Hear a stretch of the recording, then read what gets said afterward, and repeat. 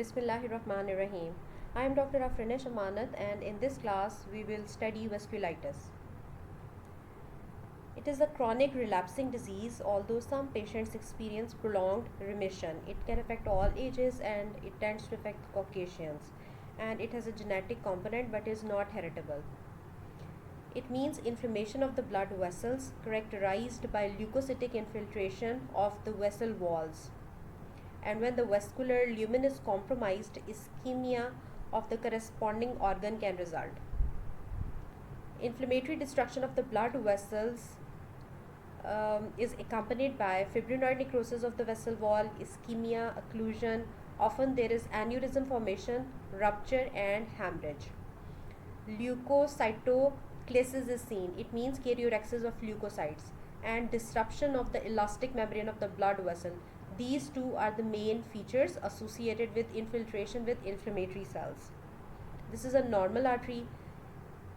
This is narrowed artery which has been affected by inflammation. This artery is totally occluded due to inflammation and scarring, and this is aneurysm formation which has occurred as a consequence of vasculitis. Pathogenesis involves non-infectious and infectious. Among the non-infectious category, there are three main groups: immune complex formation, ANCA mediated, and anti-endothelial cell antibodies. Among the immune complex formation, following entities are included: Hinox nolian purpura, IgA mediated; SLE and other collagen vascular disorders; serum sickness; polyarteritis nodosa, which is associated with hepatitis B antigen; and essential mixed cryoglobulinemia, which is associated with hepatitis C virion. What happens? There is deposition of immune complexes in the blood vessels, which causes activation of complements, and ultimately there is destruction of the vessel wall, and there can be acute and chronic inflammation. Now, what is ANCA? ANCA is anti-neutrophil cytoplasmic antibody. There are two types of ANCA: PR3 ANCA, also known as C ANCA. C is cytoplasmic. It is seen in Wegener's granulomatosis, and MPO myeloperoxidase ANCA, also known as P perinuclear ANCA, and it is seen in microscopic polyangiitis and Churg-Strauss vasculitis. Now, what are these two entities? There is aberrant expression of proteinase 3 and MPO over the surface of neutrophils. This results in formation of antibodies. There is antigen-antibody reaction and destruction of neutrophils, which is accompanied by the vessel wall damage. There is aberrant expression of PR3 and the other type, MPO, on the surface of neutrophils. This leads to the formation of antibodies. Antigen-antibody reaction occurs, and ultimately there is inflammatory infiltrate and destruction of the vascular wall. Now, how the granuloma formation occurs? It is a key feature seen in certain type of vasculitis, and it is formed as a result of aggregation of epithelioid cells in the background of fibrinoid necrosis. It is seen in giant cell arteritis, Takayasu arteritis, Wegener's granulomatosis, and Churg-Strauss vasculitis. And this granuloma formation can be demonstrated in the corresponding vessel biopsy. Symptoms of vasculitis include fatigue, weakness, fever, abdominal pain, proteinuria, hematuria, appearance of casts in urine, certain neurological problems, and skin rash. The patient can present with a skin lesion or a rash. There can be pulmonary infiltrates present, or microscopic hematuria can be appreciated. Raynaud's phenomena. If the vasculitis occurs in the fingertips, they can appear white due to inadequate blood flow, and blue as oxygen is depleted in the tissue. Isolated form affects only one organ, while the generalized form affects many organs at the same time. Classification. It is based on the size of vessels involved, site of involvement, and characteristic features. Giant cell and Takayasu arteritis. Please remember that these two fall in the category of large vessel vasculitis. Polyarteritis nodosa, Buerger's disease, Kawasaki, and rheumatoid vasculitis, they are included in the category of medium vessel vasculitis. And small vessel vasculitis, you can divide it into ANCA associated and non-ANCA associated.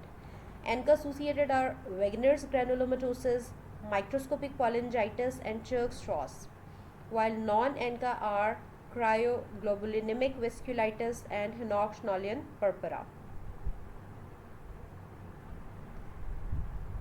The symptoms produced by the large vessel vasculitis are limb claudication, asymmetric blood pressures, absence of pulses, bruise can appear, and aortic dilatation.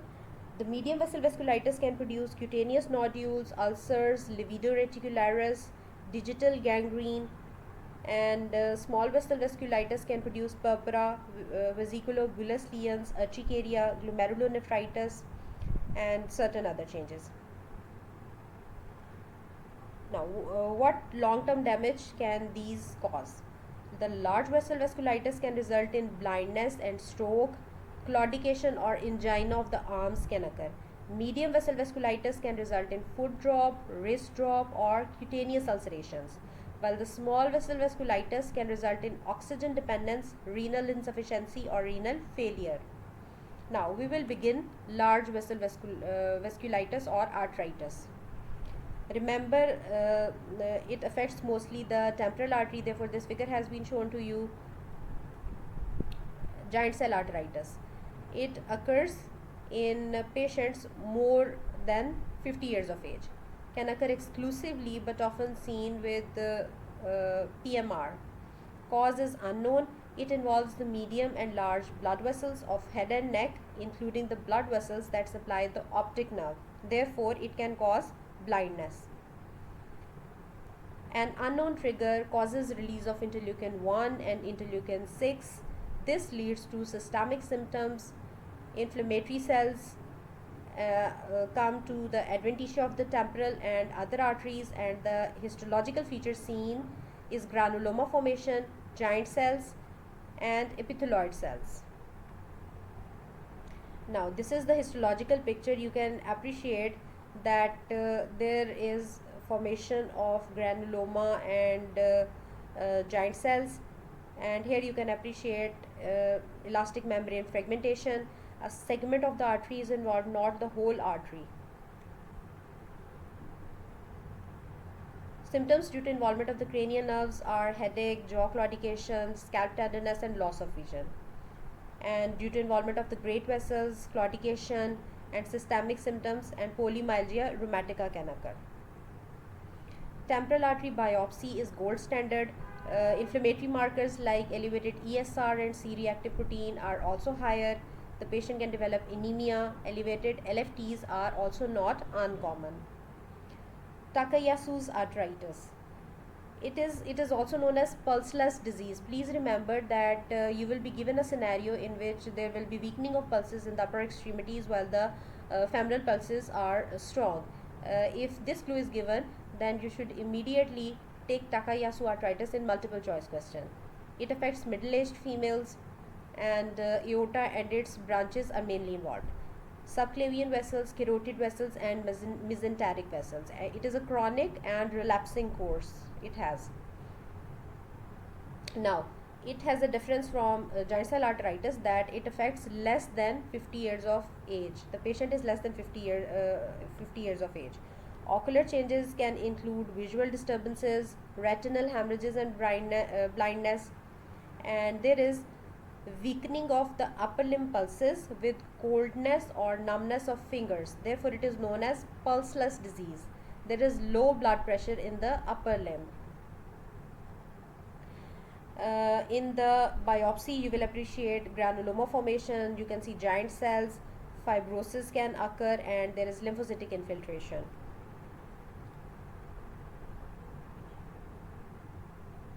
Polyarteritis nodosa.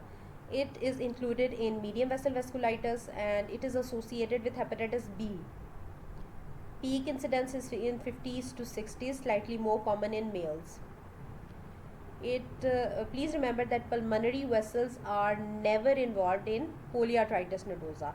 Renal arteries most commonly involved, and they can lead to renovascular hypertension. Livedo reticularis is a feature. In the vessel biopsy, you will appreciate acute inflammation, fibrinoid necrosis of the vessel, and in chronic, you will appreciate nodularity and fibrosis. Its complications are chronic renal failure, perforation of the bowel, stroke, cerebral hemorrhage due to hypertension, and foot and wrist drop can occur. Kawasaki disease. It is a type of disease that primarily affects young children and is a non-contagious infection. Symptoms are oral mucosal change, enlarged lymph nodes, patchy rash, peeling of the skin, and pink eyes. Its other name is mucocutaneous lymph node syndrome. Children less than 5 years of age are affected, and what happens, there is desquamative erythematous rashes involving the skin, mucous membranes, and cervical lymphadenopathy. 25% develop coronary artery aneurysms in convalescent stage of the illness. Wegener's granulomatosis.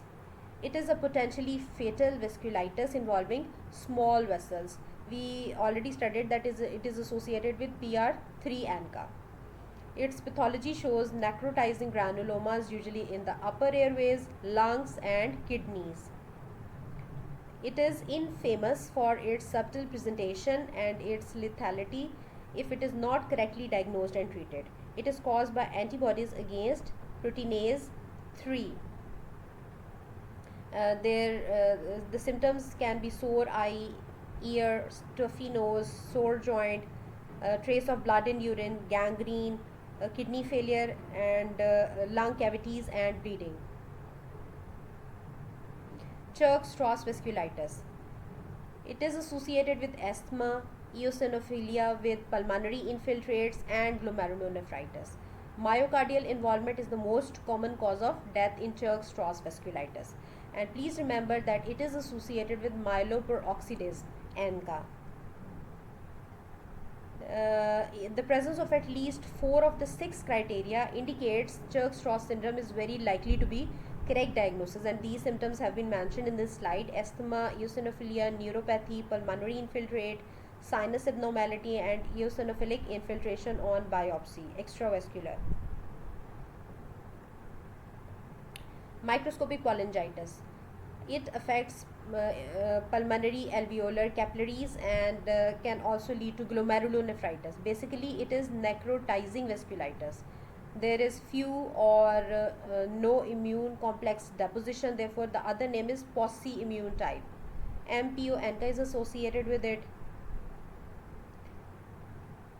Wegener, myeloperoxidase, and Churg-Strauss, these are included in small vessel vasculitis, and in its symptoms are pulmonary capillaritis, glomerulonephritis, sensory neuropathy, and mononeuritis multiplex, hypereosinophilia, and necrotizing granulomas. This is the end of the lecture. All the changes have been summarized here. From this topic you mostly get multiple choice question, and in OSPE you can be asked about giant cell arteritis and Takayasu arteritis. Thank you class for listening.